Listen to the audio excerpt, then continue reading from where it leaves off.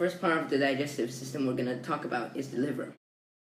The liver's main functions are the production of bile, which helps carry waste away and breaks down fat, and stores and releases glucose. It also clears the blood of drugs and other harmful substances.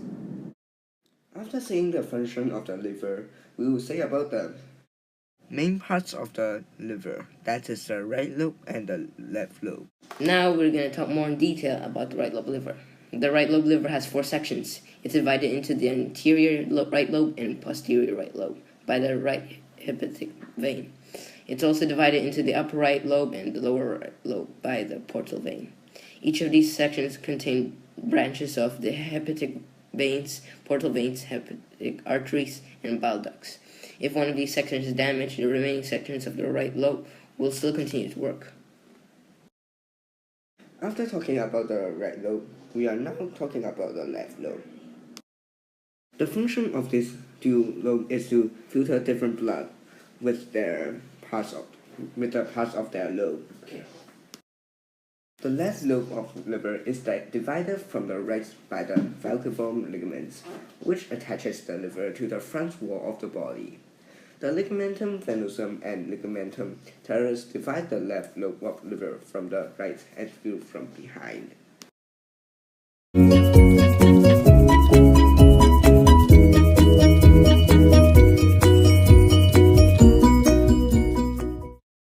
The second organ we're going to talk about in the digestive system is the stomach. The stomach is a muscular organ located on the left side of the upper abdomen.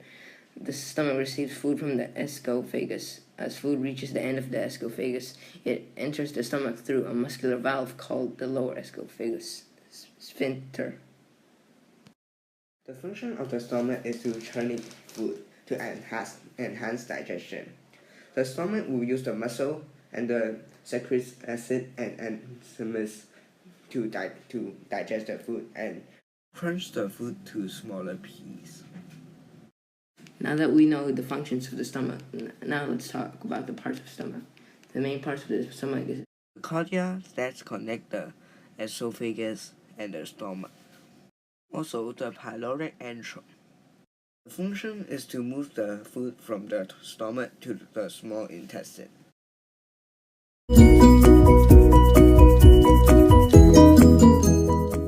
After seeing the stomach, we will go to the gallbladder. The gallbladder is a small pouch that sits just under the liver. The gallbladder stores bile produced by the liver. After meals, the gallbladder is empty and flat, like a deflated balloon. Before a meal, the gallbladder may be full of bile and about the size of a small pear.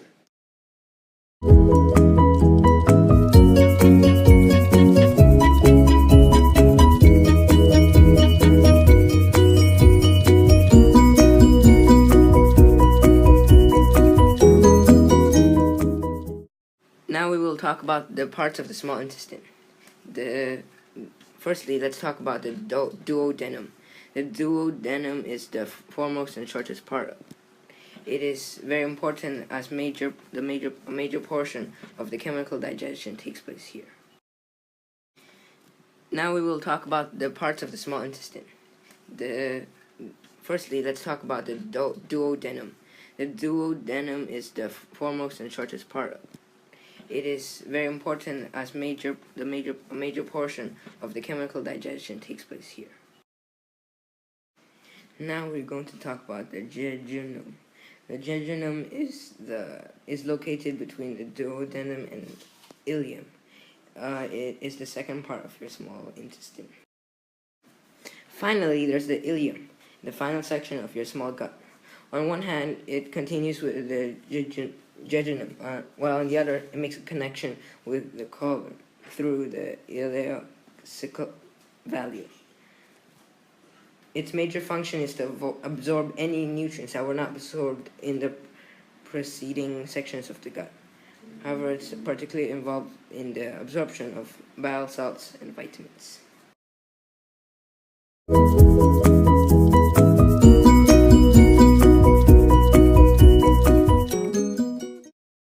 Now that we've finished talking about the small intestine, let's talk about the large intestine.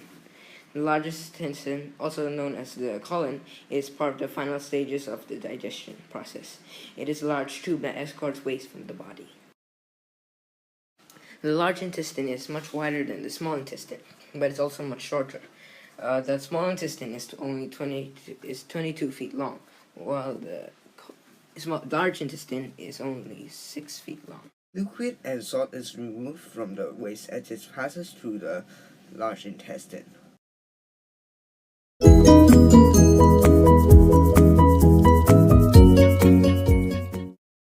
The rectum is the last part of the digestive tract. The rectum acts as a temporary storage facility for feces or waste material. Food we eat undergoes the process of digestion once we start chewing in our mouth and is passed on the stomach, small intestine, and finally large intestine. The remaining residue of undigested food with bacteria and the juices from the digestive system enter the rectum in form of feces. These feces in the rectum will until we proceed to the defecation in which through bowel movement they're transferred an anal canal and then outside of the body.